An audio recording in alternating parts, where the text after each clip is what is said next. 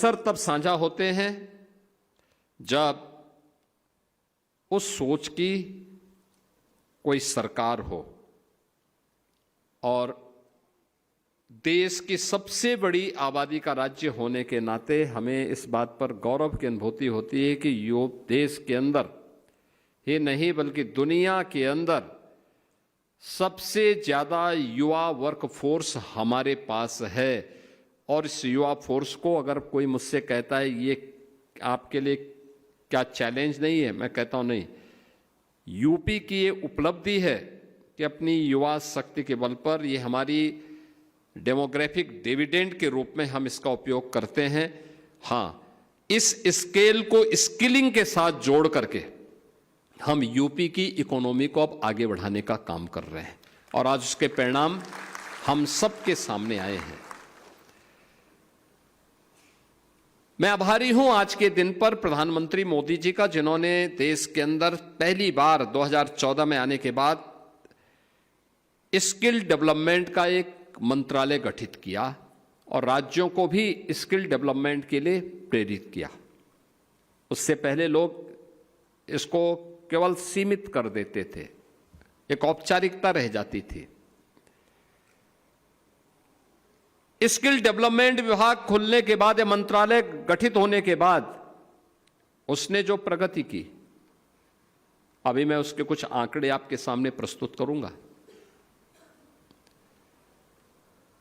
एक, जो मैंने कहा कि साझा भविष्य तब होता है जब उस प्रकार की सरकार भी होती है, उस सोच की सरकार होती है।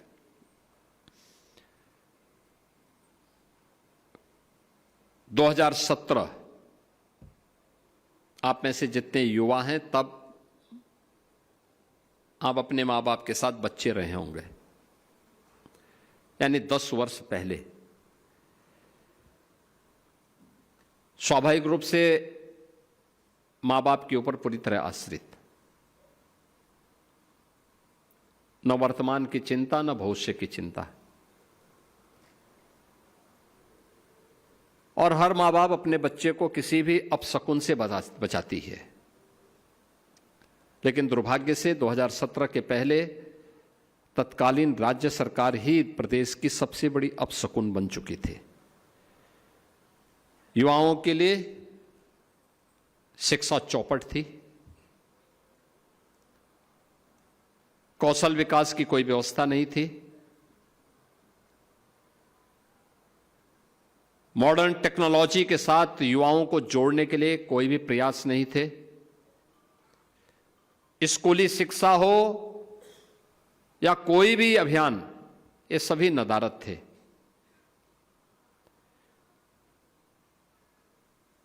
असुरक्षा का वातावरण था, न बेटी सुरक्षित थी, न व्यापारी सुरक्षित था। युवा के सामने पहचान का संकट था। अगर किसी ने कोई डिग्री ले ही ली, कहीं से कोई जा करके प्रयास करके कोई डिग्री, कोई डिप्लोमा, कोई सर्टिफिकेट प्राप्त कर भी दिया, तो यूपी के अंदर तो काम नहीं था, यूपी के बाहर जाता था तो यूपी के नाम पे लोग वैसे चिढ़ते थे, इसलिए यूपी के बाहर कोई सम्मान भी नहीं था। ये पहचान का संकट था। सरकारी नौकरी पर एक खानदान का अधिकार था। या तो नौकरी निकलती नहीं थी, नौकरी निकल गई तो चाचा भतीजे की जोड़ी वसूली के लिए भी निकल पड़ती थी और बिना पैसे के कुछ काम होता नहीं था। न्यायालय को स्टे करना होता था।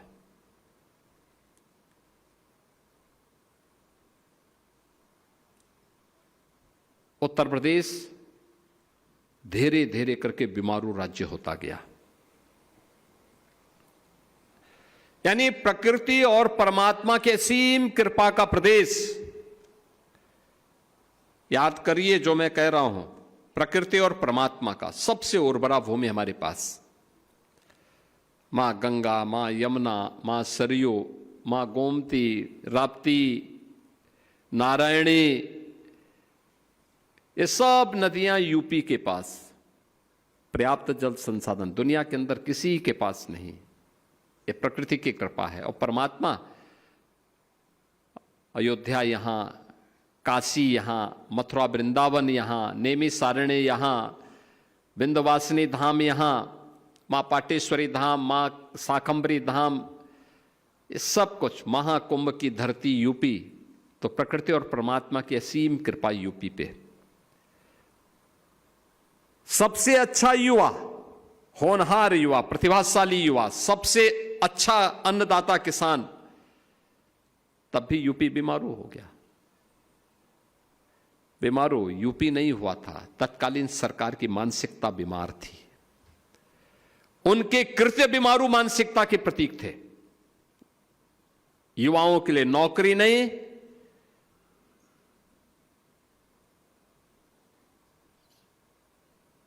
जो सरकार अपने युवा की उपेक्षा करती हो,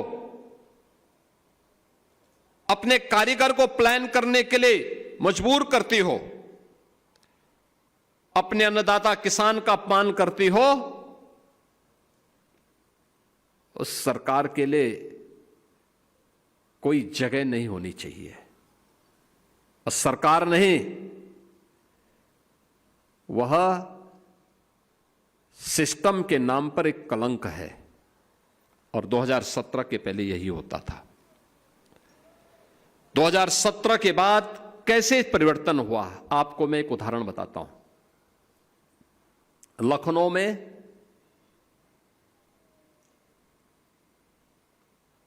एक प्रस्ताव रक्षा मंत्रालय की ओर से हमारे पास आया कि एक मिसाइल के लिए हमें जगह चाहिए।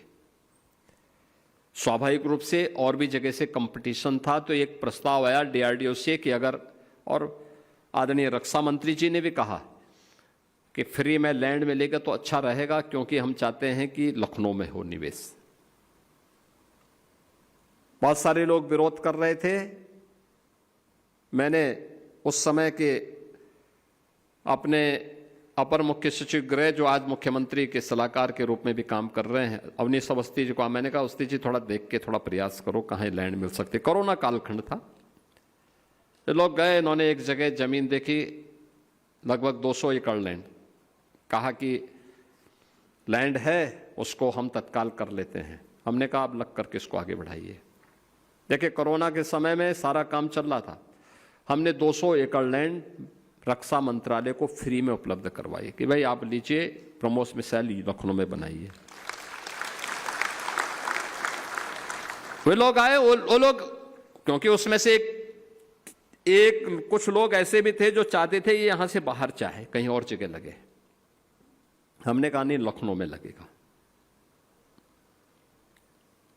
और हमने कहा जो भी होगा हम देंगे। बहुत सारे लोगों ने कहा रे साहब, यूपी जैसे राज्य में आप कर रहे हैं। हमने कहा चिंता मत करिए, देखना इसका लाभ होगा। जब उनका कार्य प्रारंभ हुआ, वे लोग मिलने के लिए आए। उन्होंने कहा था हमारे लायक कोई सेवा। मैंने कहा ये काम करना, आपका जब ये ब्रह्मोस मिसाइल का बनकर के तैयार होगा, आप सिलेक्शन करेंगे तो यूपी के नौजवानों को सिलेक्शन करना, एक सेंटर में कहीं एक जगह करना। उन्होंने कहा साहब हम भी चाहते हैं। मैंने फिर अवनीश अवस्थी जी को लगाया, AKTU को सेंटर बनाया। AKTU सिलेक्शन की इस प्रक्रिया का कैंपस सिलेक्शन करेगा। ऑपरेशन सिंदूर के ठीक 3 दिन पहले जब हम लोगों को इसको लॉन्च कर उसका उद्घाटन करना था, संजोग से माननीय रक्षा मंत्री जी नहीं आए, मुझे उस कार्यक्रम को करना पड़ा। मैं गया था। यूपी के 500 नौजवान जिन्होंने ITI किया, पॉलिटेक्निक किया था या इंजीनियरिंग किया था, क्या चेहरे पर चमक थी, हंसते हुए। मैंने कहा भी क्यों आप इतना हंस रहे हो? उन्होंने कहा साहब हमें हमारे लखनऊ में ही काम मिल गया। कहाँ के? कोई प्रतापगढ़ का, कोई रायबरेली का, कोई उन्नाव का, कोई कानपुर का, कोई बदायूं का, कोई बरेली का, कोई गोरखपुर, कोई आजमगढ़, कोई महाराजगंज, कोई बलरामपुर, कोई श्रावस्ती, कोई गोंडा, कोई अयोध्या। इन सभी जनपदों के युवा थे। तो मुझे लगा कि देखो मैं जो विरोध झेल रहा था कि हमें 200 एकड़ लैंड नहीं देनी चाहिए, चलिए एक काम अच्छा हुआ कि हमारे 500 नौजवानों को सीधे सीधे नौकरी मिल गई, यानी 500 नौजवान अपने ही घर में रोजगार और नौकरी प्राप्त कर लिए। और जब मैं मंच पे गया तो उनके अधिकारी आए, उन्होंने कहा साहब हमारी ब्रह्मोस मिसाइल बन करके और कुछ बिक्री हो गई, उसका जीएसटी का पैसा है। मैंने कहा किसका पैसा? उन्होंने कहा ये राज्य सरकार को जो हमें जीएसटी देनी है। मैंने कहा कितने का है? कहा 65 करोड़ का। तो मैंने कहा ये तो आम और गुठली के दाम हो गए, हमारे युवाओं को नौकरी भी मिल गई और जीएसटी का पैसा भी हमें मिल रहा है। यानी कार्य करने की इच्छा शक्ति। यूपी का नौजवान यूपी में काम पाए, एक कल्पना थी, लेकिन आज साकार हो रही है। पिछले 9 वर्ष में ये डबल इंजन की सरकार ने यूपी के अंदर 9 लाख से अधिक नौजवानों को सरकारी नौकरी दी है। 9 लाख से अधिक। कोई नौजवान ये नहीं कह सकता, कोई नौजवान ये नहीं कह सकता कि उसको सिफारिश लगाने की आवश्यकता पड़ी। कोई नौजवान ये नहीं कह सकता कि पैसा देकर के उसका सिलेक्शन हुआ है, कोई सिफारिश से भी नहीं। हर नौजवान की मेरिट, नौकरी।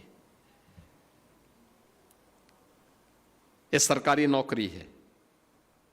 3.25 करोड़ नौजवान या कारीगर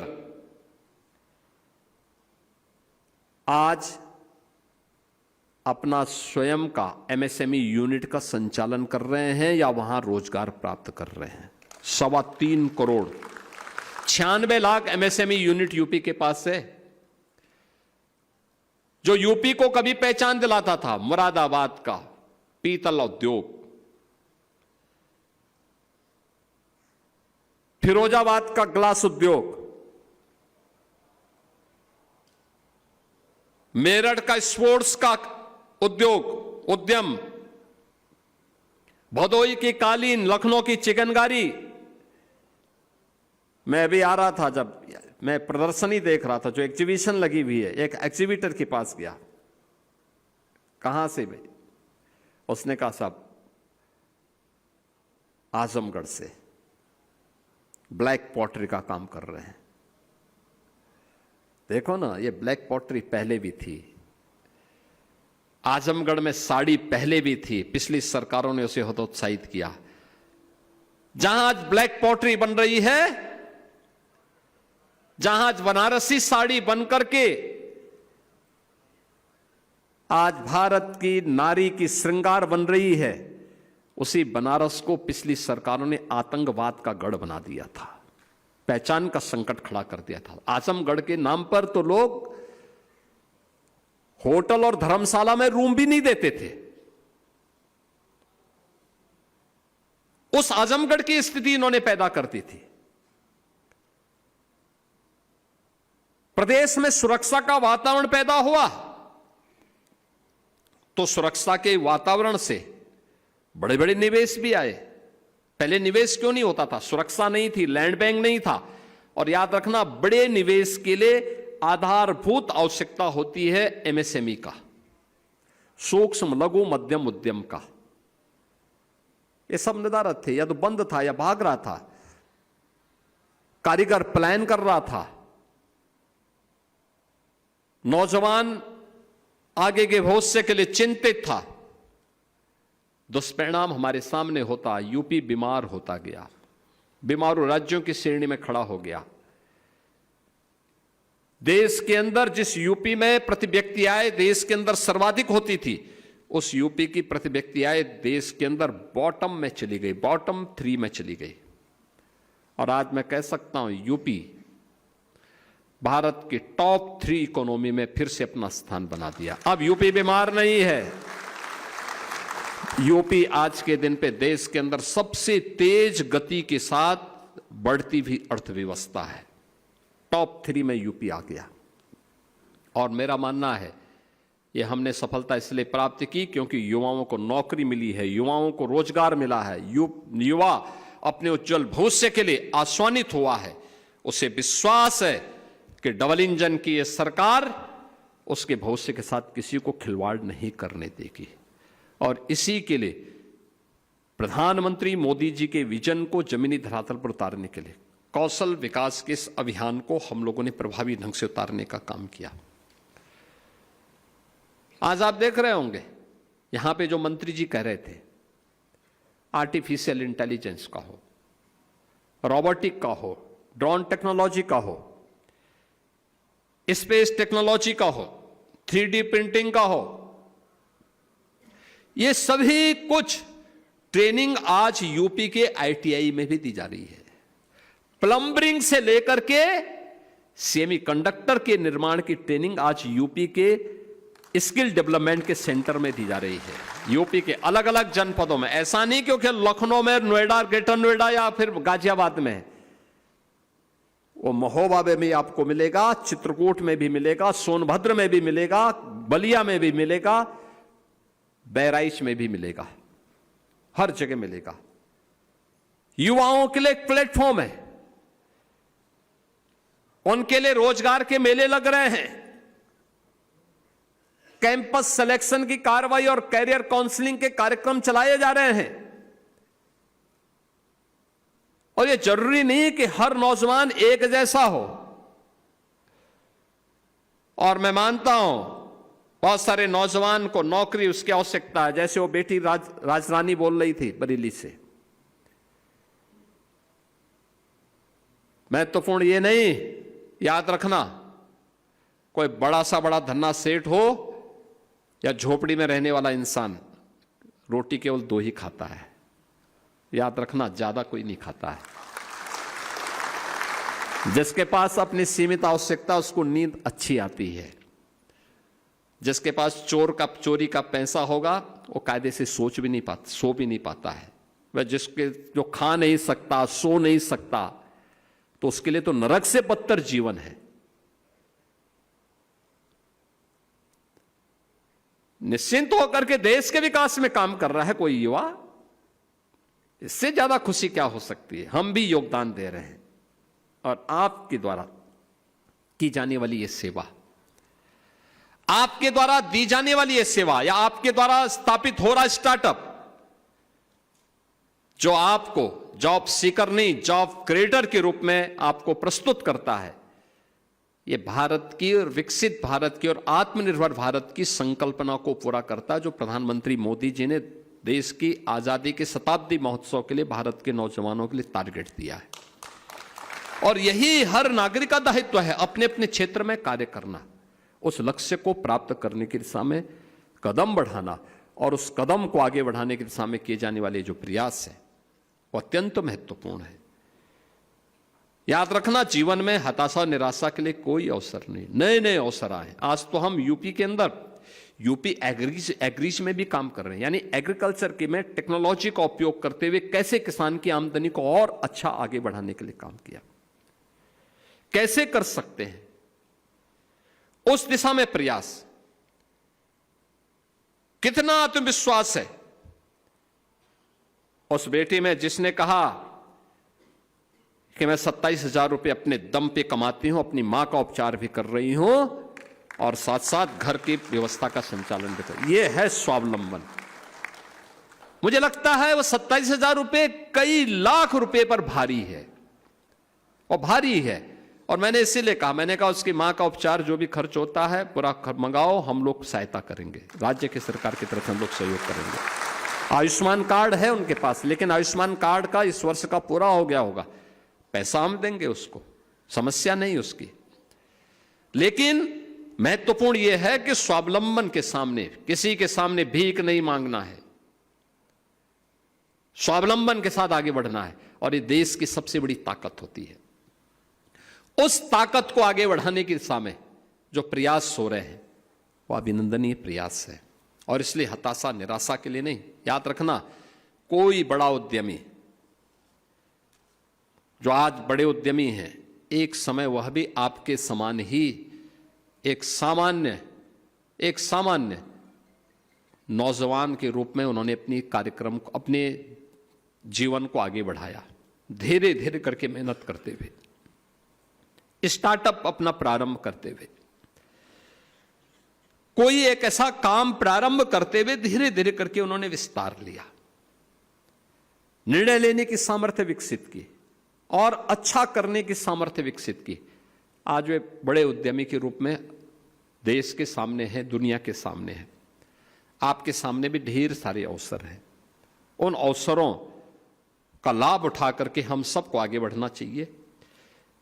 याद रखना, ये जो हमारा डेमोग्राफिक डिविडेंड के रूप में दुनिया का सबसे बड़ा युवा वर्कफोर्स है, इसकी स्किलिंग आज के दिन पर हमारे लिए बहुत महत्वपूर्ण है। काम की कमी नहीं, दुनिया आपका इंतजार कर रही है।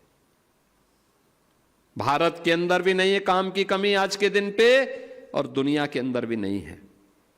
हर जगह लोग मांग कर रहे हैं।